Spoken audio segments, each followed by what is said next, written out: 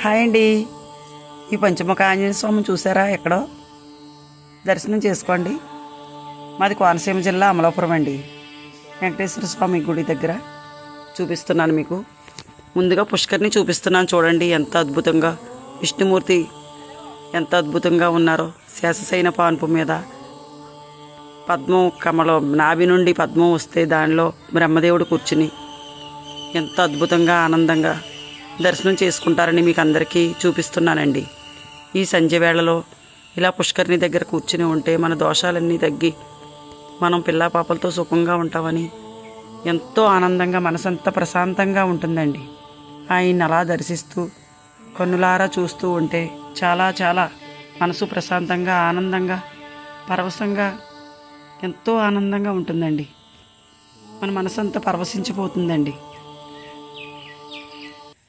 దర్శనం చేసుకుంటారని మీరు కూడా చూపిస్తున్నాను.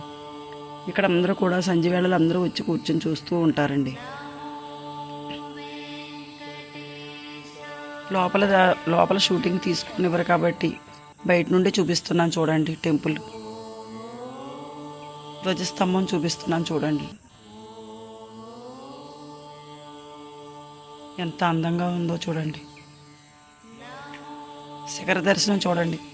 గుడి గోపురం ఎంత అద్భుతంగా ఆనందంగా స్టెప్స్ చూడండి ఎంత బాగున్నాయో.